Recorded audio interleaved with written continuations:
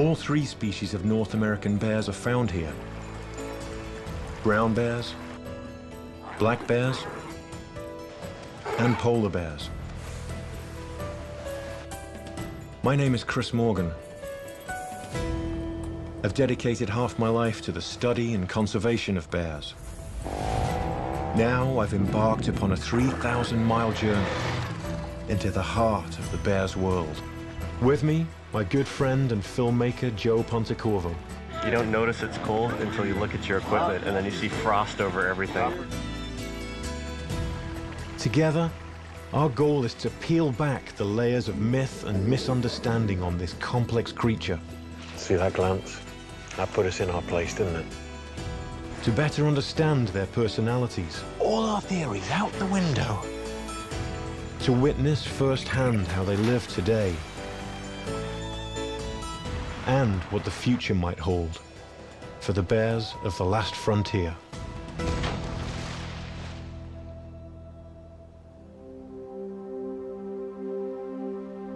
My journey has taken me through the season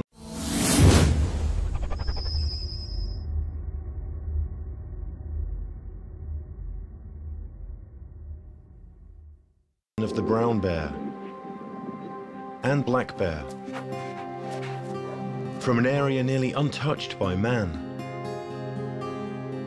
to the most urban environment in Alaska. Now, at the very edge of the North American continent, a new adventure is about to unfold.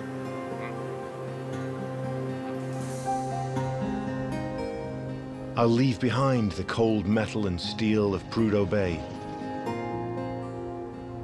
and head to the home of the polar bear.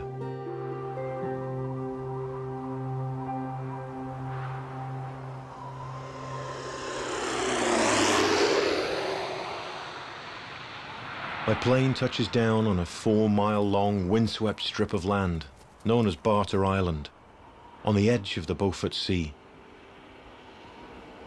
Fewer than 300 residents, mostly Inupiat Eskimo, call this remote island home. But they are not alone. They share this frigid coastline with another great hunter, the polar bear.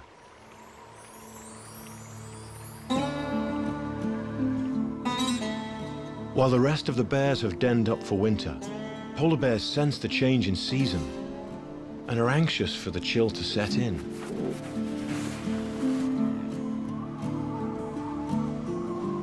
Polar bears are ice-loving creatures, and from an early age they are drawn to it, investigating any new formations on the water.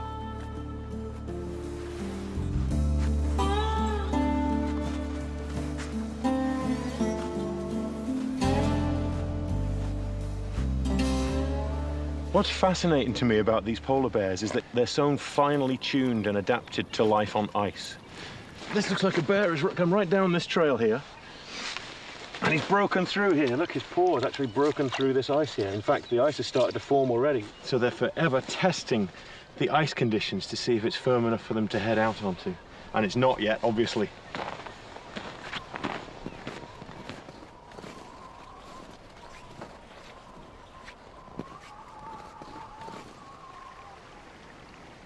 As adults, they depend upon ice to hunt. Unlike brown bears, polar bears are highly specialized carnivores and hunt almost exclusively one animal: seals.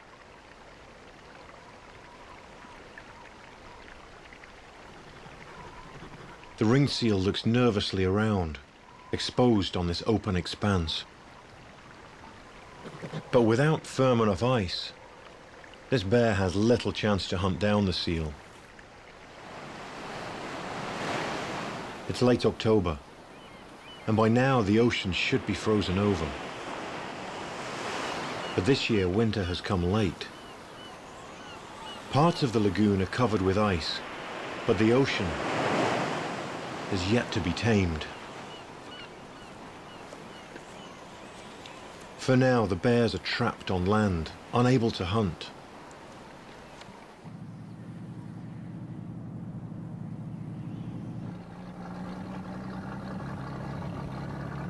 Locals call this area the Polar Bear Campground.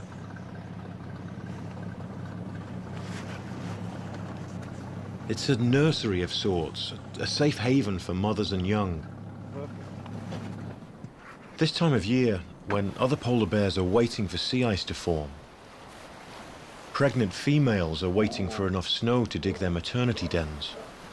This whole area, in fact, is really important for denning females. When they're pregnant, they come and give birth in the habitat along this coast here, near the Arctic National Wildlife Refuge.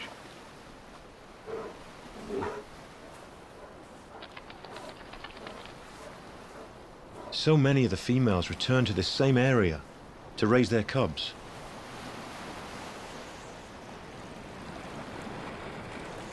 They seem to have this recognition where the cubs are playing and the females are playing and one cub is playing with another cub from... It's quite the interesting scenario that's going on.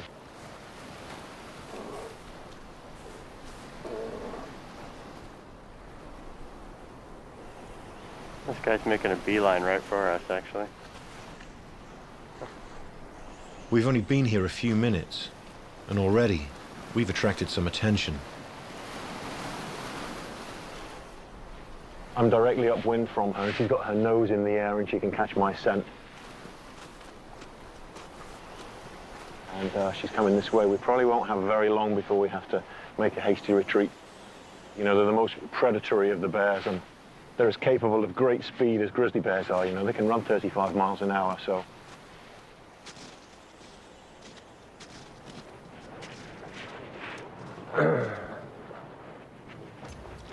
I think it's time to get in the boat. Yeah, she's moving over here with some determination. We need to make a retreat here. Do you want to jump on, Joe? Yeah, it looks like it's getting her really agitated. She can smell us, but she can't access us. She can't figure out if we're a meal or not. And it's how they live their lives. They are curious predators. Everything about them is about surviving the cold and hunting seals. Being a specialist is the key to surviving the Arctic. It's as true for the bears as it is for the Inupiat Eskimos. For centuries, these two hunters of the Arctic have made their living from the ocean. Their lives connected by the animals they hunt. Twice a year, in spring and fall, the Inupiat Eskimos hunt bowhead whales. The discarded remains are left on this bone pile.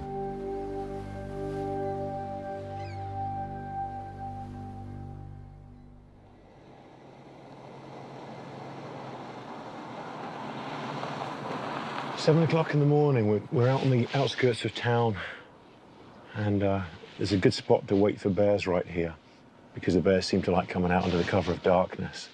But sometimes it's a case of waiting around a long time for them, so that's what we're doing right now. We'll see if any show up, fingers crossed.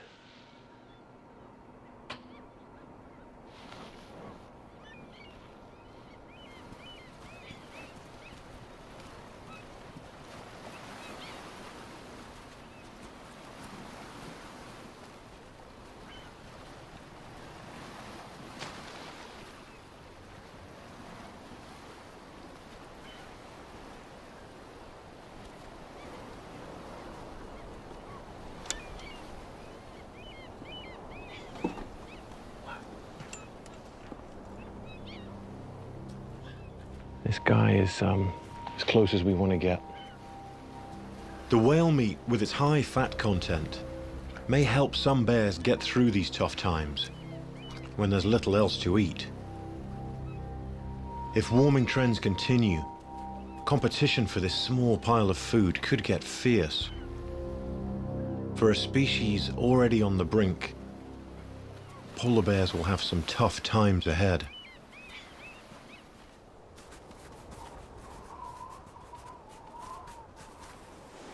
An overnight snow flurry leaves fresh drifts for this young Arctic fox to play in.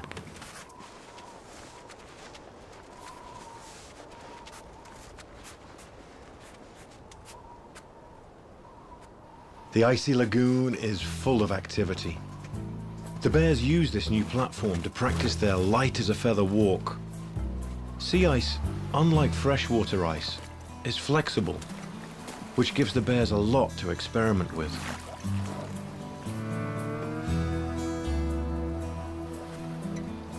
The fibrous baleen that whales use to filter their food has become the perfect toy for these young cubs.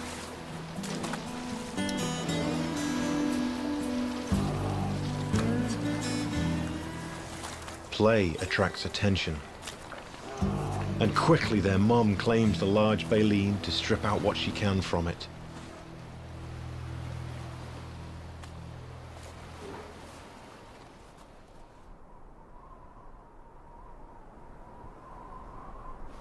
With the bone pile nearly exhausted, this mother frantically digs for scraps buried in the snow. But her find soon draws attention from another family.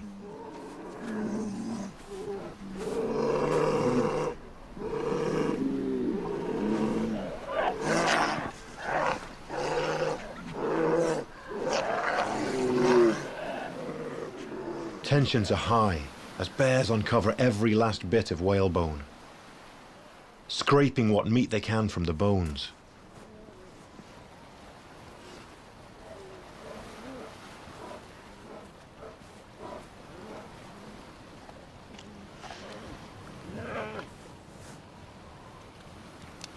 A find like this is worth protecting. And this mother bear is not about to give up her meal so easily.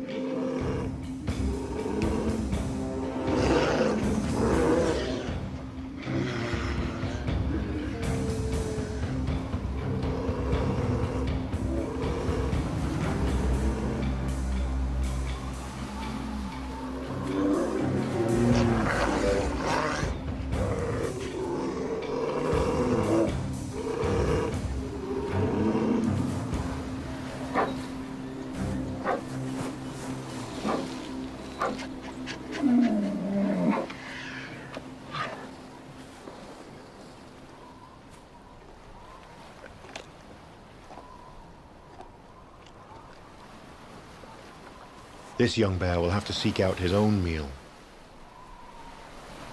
Fortunately for him, the weather appears to be getting worse. Temperatures have dipped to a bone-chilling 20 degrees below. Grease ice is starting to cover the water, and winds batter the tiny island.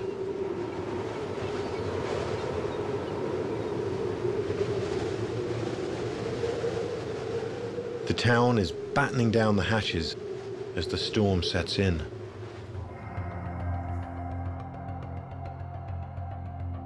Once ice begins to form, the ocean freezes over in just a few days.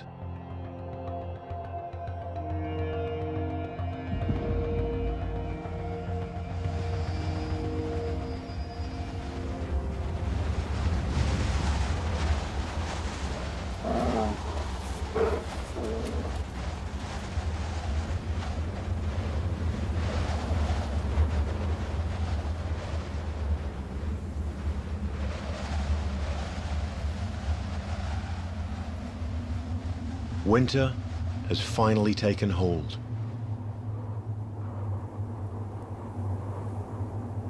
The town, now in its final days of sunlight, bids farewell to the bears as they head out onto the pack ice to hunt.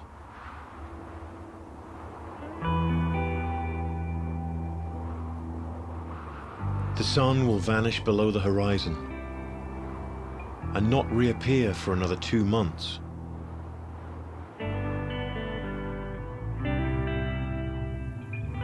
For now, the world is in darkness.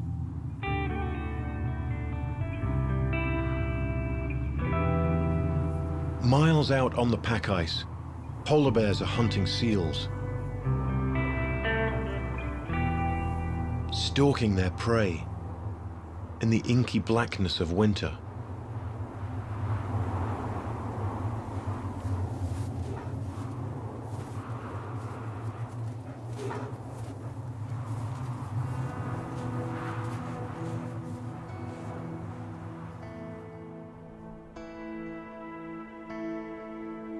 Near the end of January, the sun begins to reappear. It's a time of transition, with more light each day. And by May, in mid-spring, the sun is up 24 hours a day. And it's safe enough for us to venture out onto the pack ice. We're nearly 8 miles out on a thin shelf of ice, searching for polar bears. But I'd be foolish to attempt this alone.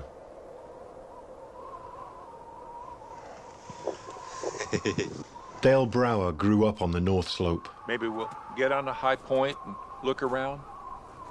Meaning he grew up in a world completely alien to most of us. These are really fresh because they're actually on top of our sled tracks from about 5 hours ago, maybe even 4 hours ago. So they weren't here then, that's for sure. He might have heard the snow machines and then kind of snuck back off into these pressure ridges here, and he could just be hiding out in this stuff. In this featureless white landscape, it's the bears that have the advantage. Problem is, if they're off in the distance or if they're behind the ice, they get easily obscured, even a large animal like a polar bear. Is this a weather front coming in here? Yeah, that's actually the water sky. That's the water from the open lead reflecting into the sky. So if you headed to all those clouds, you'd find open water? Open water, yeah. Underneath. And there's a good chance that's where the polar bear is that we're tracking here.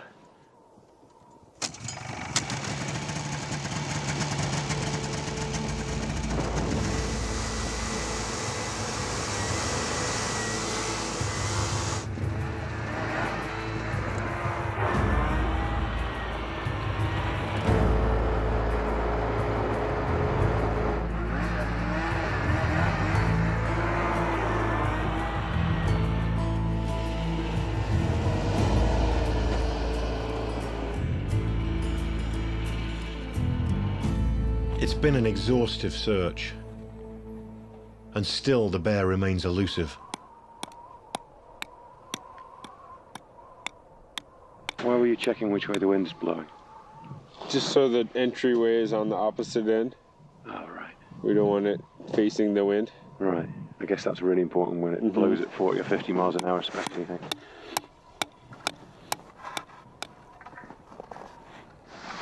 I can already smell the tea brewing. Our camp is modest, but functional in every way. I'm discovering there's little that Dale does that doesn't relate directly to our own survival.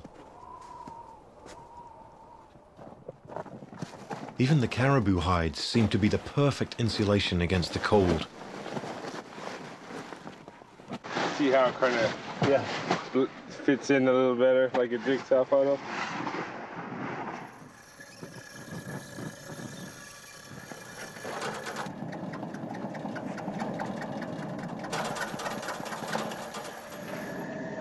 Hawaii.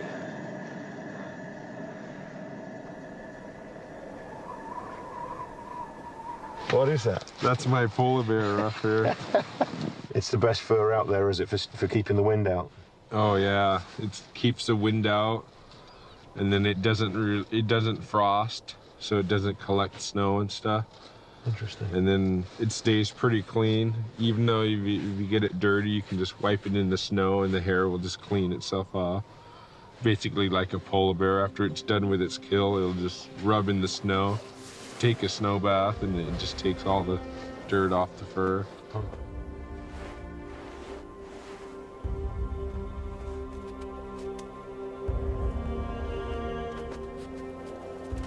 Polar bears are stealth hunters. And just because you don't see them doesn't mean they're not there. Let's see what we can do without breaking my ankles. Yeah.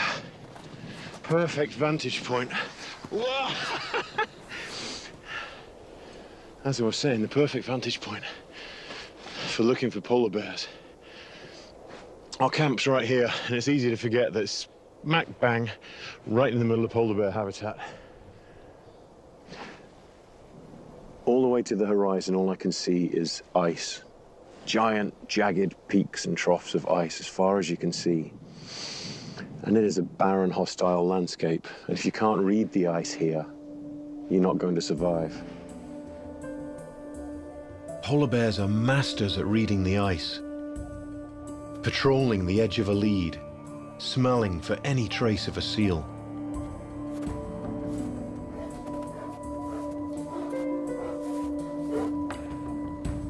But sneaking up on a seal in open water is a challenge,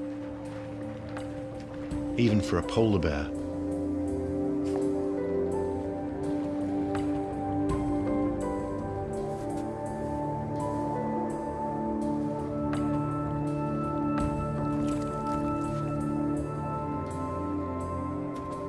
The best chance for a meal is to sniff out a seal's breathing hole, or even a den with seal pups.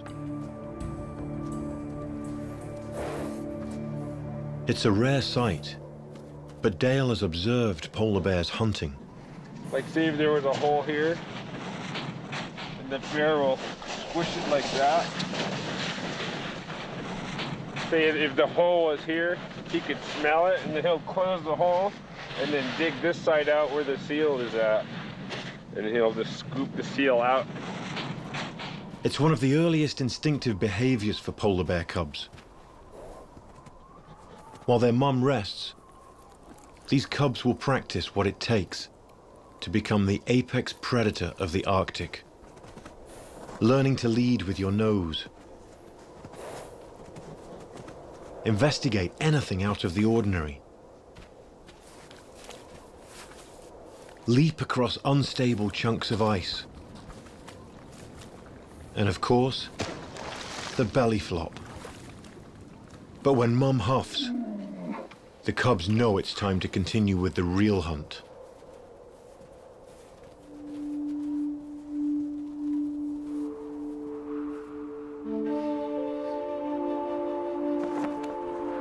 Polar bear tracks have led us here. A whaling camp perched at the edge of a lead. A bear was spotted just a day ago, perhaps the very one we're looking for. For the Inupiat, whale hunting is an ancient way of life that continues nearly unchanged today.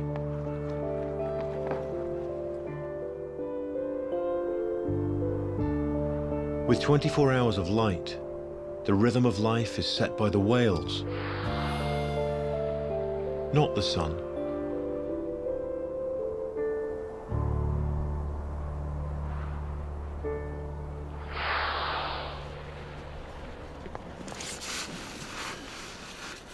Throw that up. Whale hunting is by far the most dangerous part of their subsistence life. And these young people are doing it just the way that their ancestors did. These guys are like 20, 22 years old, and they've each got a role. And its importance to the community is vital.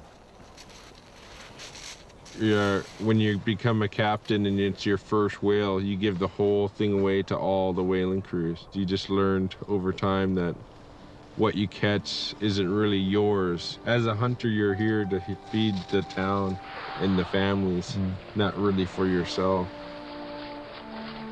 The Inupiat's commitment to this tradition has helped keep this part of the coastline free of oil development. Without their protection, this vital habitat may disappear completely. A whale off in the background and a blowhole there. Wow. Maybe our wait is over. As the whale approaches, the camp becomes dead silent.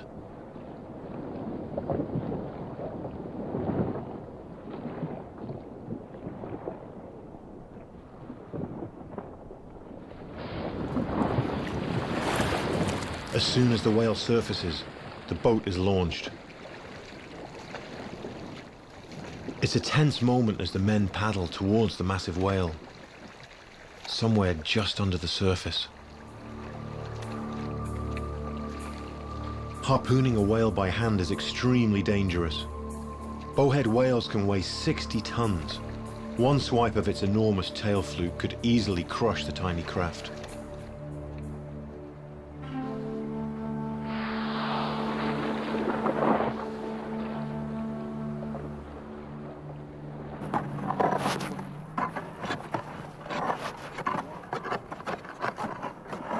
They've got this incredible system here where they're trying to get the whale out of the water. They've dug 2 holes through the ice that go right through, and they're going to feed this block and tackle, and then they'll be able to haul the whale in.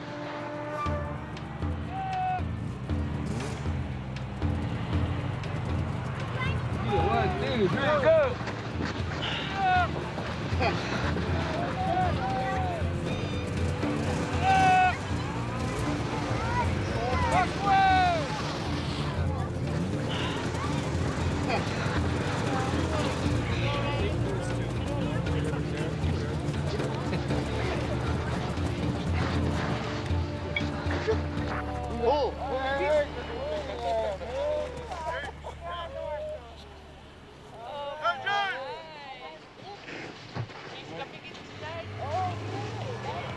This bowhead whale will feed several families throughout the season, and perhaps the polar bears as well. It's a cycle of life that has remained unchanged for thousands of years. Other whales will continue their annual migration, following the open leads east to their summer grounds in the Beaufort Sea. But the ice is too thin for us to go any further. It's late May, and the pack ice is slowly retreating. Straight down. It suddenly feels treacherous out here, doesn't it? There are no shortcuts in the Arctic. You have to know when to call it quits. As Dale often says, if you don't come back this season, you can't hunt next season. It's a good lesson, even for a polar bear.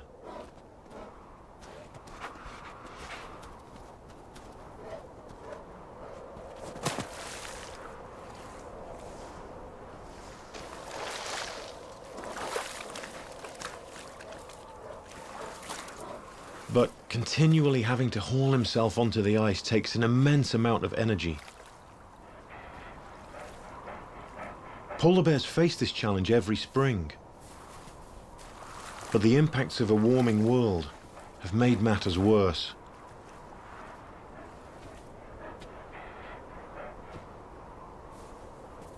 Loss of pack ice is estimated at 11% per decade.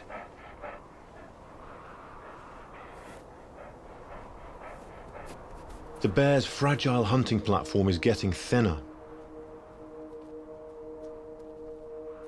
And this mother and cub have found themselves in an ocean of melting ice. And if warming trends continue, scenes like this will become common.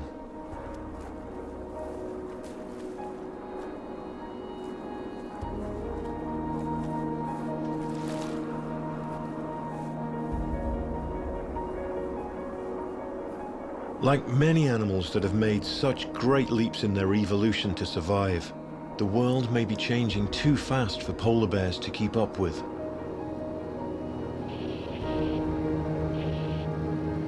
While the endless Arctic sun slowly erodes the ice, it brings renewed life to the tundra. And the season of the grizzly has only just begun. It's the perfect time to head south and into the heart of the Brooks Range. It looks like a perfect valley for grizzly bears, hey? Well, even if I didn't have caribou on the mind, I'd pick this spot if I was a grizzly. We're following the trails of great migrations from seasons past. It's absolutely covered with caribou trails, right up the mountains, right over the ridges, one valley to the next. And we're hoping these caribou tracks will point the way to Arctic grizzlies. It may be our best chance at a closer look at this elusive predator. But finding nearly 500,000 caribou in the vastness of the Western Arctic takes patience and persistence. We've picked this spot because there's caribou trails all around, down either valley, each side of the tent here. Not a single caribou yet. And not a single bear, but hopefully when the caribou arrive, which they could in big numbers, And the bears might arrive as well. That's what we're hoping for. We've enlisted the aid of aerial cameraman Daniel Zatz to help document the herd, and hopefully the bears, if we find them. So based on what Jim from Fish and Game said, he said that the females and calves are running along this line here to the north. Okay. And this is also where he expects we'll see the bears. But it's really unpredictable. It's completely unpredictable. Yeah. Caribou, you never know where they're going to go.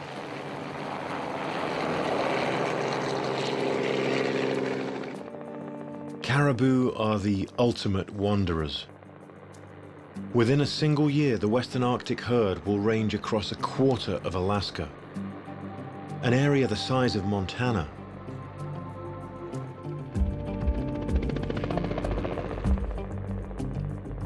Right there, huge herd of caribou. Look at that, all right by the river. Oh, down under the low point there, look at that. Wow, there must be at least 100, maybe 150 there. Well, how far you count? Okay. Oh, that's a good sign.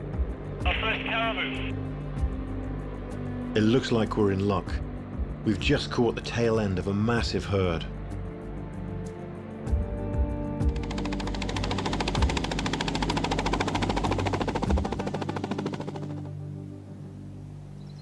Well, we have just settled down in a spot here, so we're trying to stay very quiet and reduce our silhouette on the horizon, because they're just so ever vigilant, you know, for wolves and grizzly bears. That's where the safety in numbers comes from. If you're eating, you're not watching.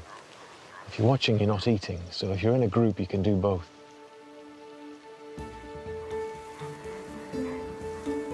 Spring is calving season, and some of these newborns are just a few days old. Caribou calves can run within hours of being born. It's a matter of survival.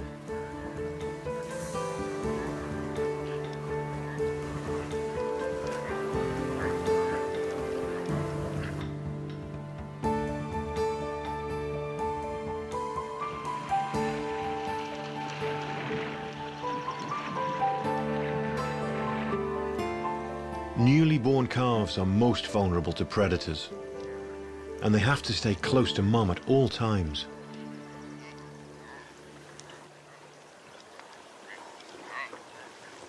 Wolves are never far behind.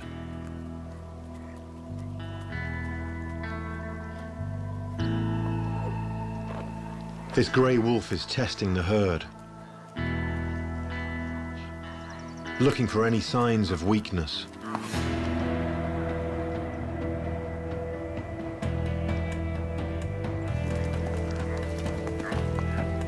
He's joined by another from the pack.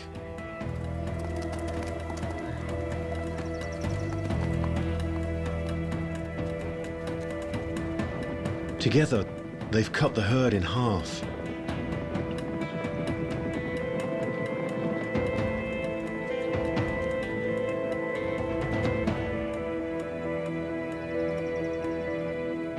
But soon, the herd has regrouped, and the wolves give up the chase.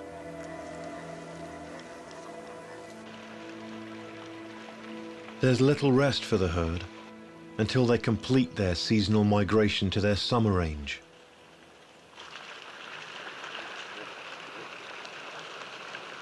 Caribou are largely sustained by the high-energy sugars found in Arctic lichen. So prized is this plant that many biologists believe the availability of lichen during the winter months can profoundly impact caribou numbers.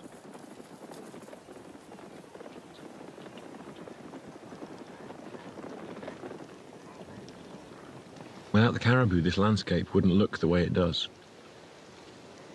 They aerate the soils as they're walking to make it more productive for plants. Even their hair provides nesting material for migratory birds around here.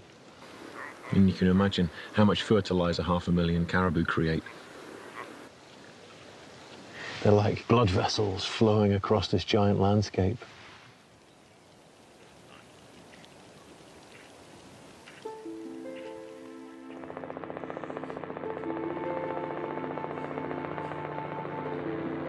Oh, look at that! A mom with 3 cubs.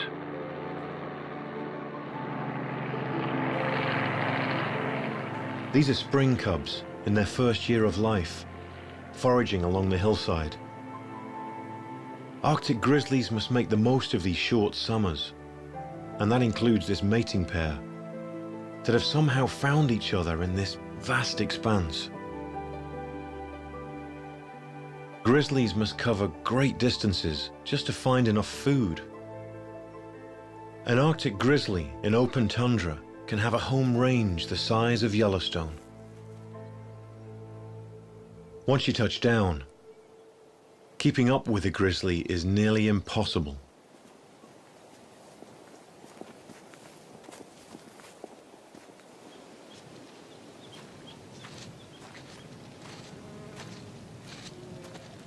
For the caribou, their journey is nearly over.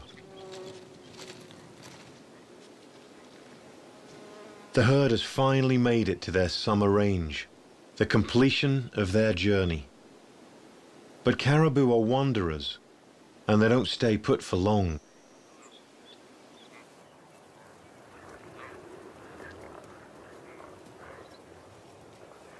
With the herd moving on, and only fleeting glimpses of grizzlies, we are left with few choices.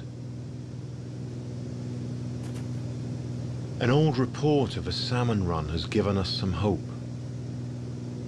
Well, I mean, I think this is our best bet. It looks like a good spot, doesn't it? But this far inland, it's a long shot. Even if we find salmon in the river, no one I've spoken with has actually seen Arctic grizzlies fishing.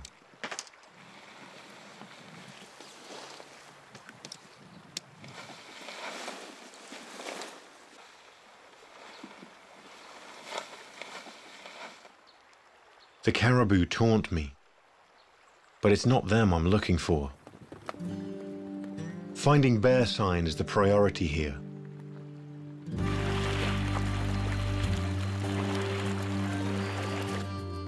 But if grizzlies are around, it's best to be prepared. I carry a shotgun only as an extreme precaution. And then, believe it or not, a really popular thing with grizzly bears is this hedysarum root. They love this stuff. I'm surprised this morsel has been left behind, actually. You might look at this place and think it doesn't offer very much. But they piece together a diet, and little bit by little bit, they get by here.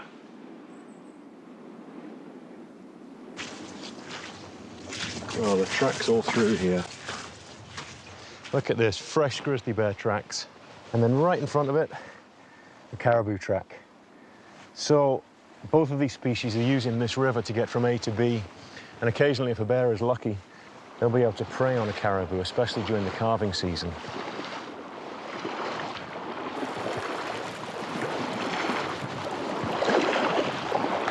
Wow, look at that.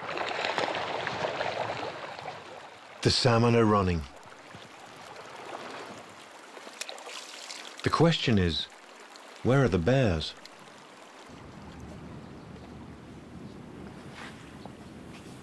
Nearly time for a cup of coffee, I think.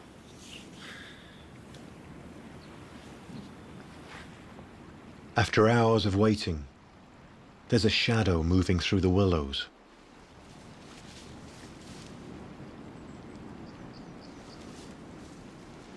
Oh yeah, it's right here.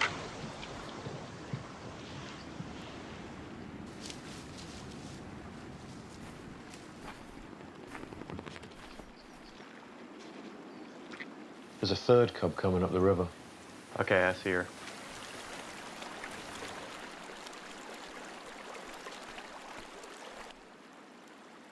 She's crossing here. I do not want to surprise this bear, though. Arctic grizzlies have a much more aggressive reputation than coastal brown bears. She seems pretty cool. She's seen us. Just finding one would be chance enough. How far back is the third one? Right behind the second. Okay. The fourth one is way back there in the willows on this side of the creek. But now we're suddenly surrounded by four.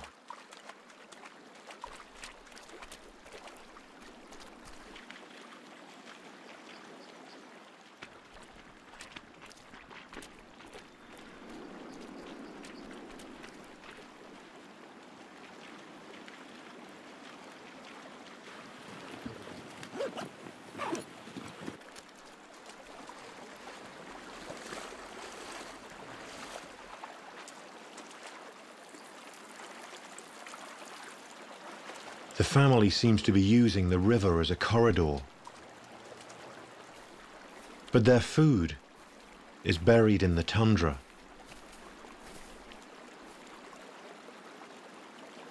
Hedysarum roots are an important source of protein for Arctic grizzlies.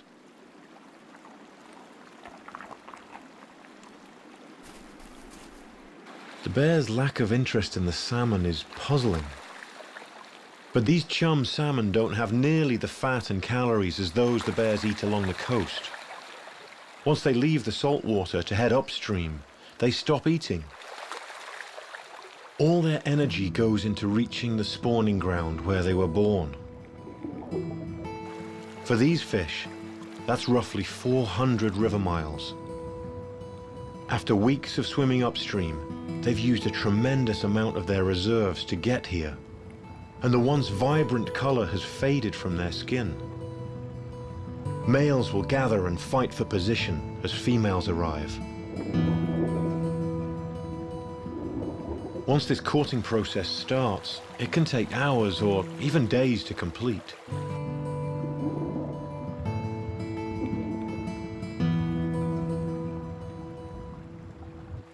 The family has returned, but this time they've staked out a spot on the river. Mom is completely focused on fishing.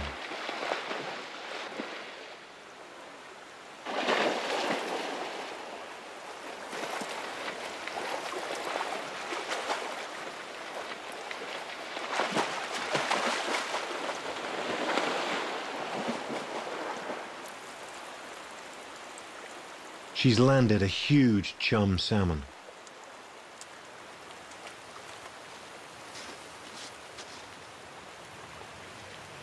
The whole family retreats into the willows to share the fish. Here in the Arctic, a catch like this is quite a bounty. Mum quickly returns to the river's edge. The cubs will pick this fish clean, while Mum looks for more. Look at those cubs, all lined up, waiting for Mum to catch dinner.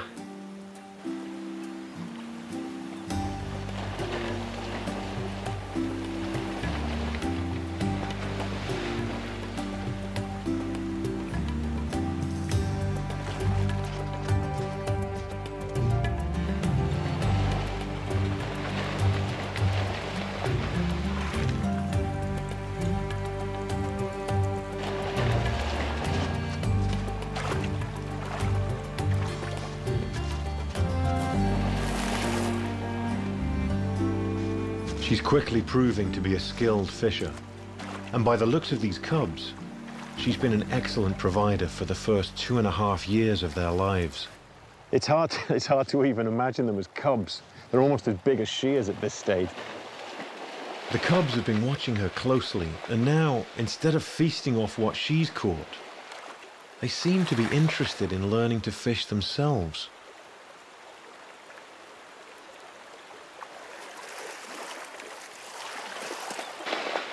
These new experiences show off how different each of these cubs are.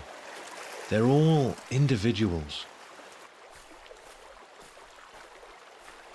This cub has plenty of confidence. He's borderline troublesome. Close enough. That's close enough. That's close enough. Close enough. It's okay. It's all right. It's okay. It's all right. He ventures much further than the other two and seems to be quite bold. This boldness concerns his mum quite a bit. But it's also what yields him his first catch. Very nice. That's great. They're learning. They caught it. Yeah. When he catches something, it's his alone. He is already showing his independence. The other two cubs are more plush and cub-like than their brother. One is playful and anxious as he bounds into the water after fish. The other cub is much more cautious, sticking close to Mum.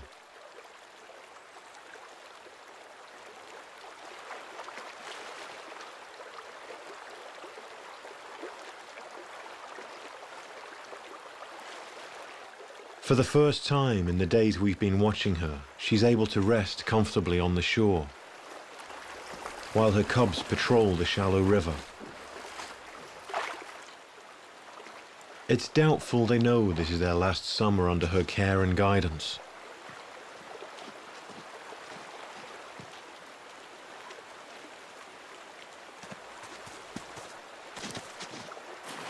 At last, her smallest cub is beginning to focus on the salmon. Mom follows close behind, stirring up the fish.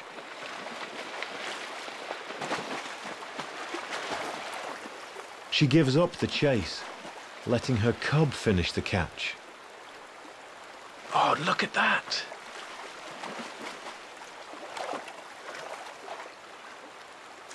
It's not uncommon to see a mother get very protective and aggressive while fishing. To me, she seems as intent on preparing these cubs for life on their own as she does with finding food. Don't forget we're here. After several days of being watched, her curiosity for us has finally peaked. Hey, Bear, you are a good mama. Oh, you are so sweet. Aw, look at her backing up like that. And we're going to get out of your way. And that's our cue.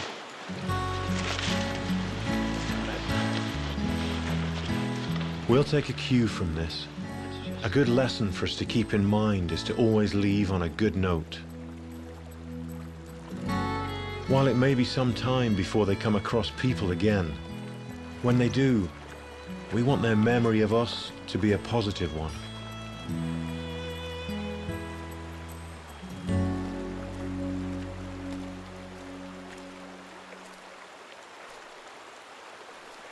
With a few short huffs, she rounds up her family to call it a day.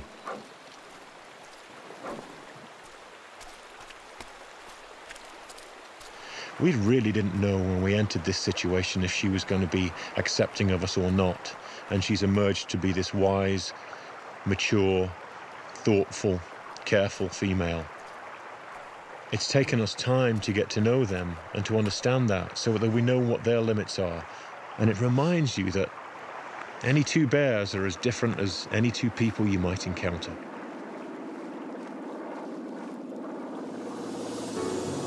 And over this journey, it's become clear. The world these bears inhabit is vast, yet it must remain so to sustain such great wanderers. The resources we so prize are embedded in the land that sustains all life here. Like the Great Plains of Africa, Alaska is the last stronghold for some of the Earth's wildest creatures. I've never felt so comfortable or so alive as I do here. This may be the end of my journey, but Alaska's wilderness and its wildest creatures will always call me back.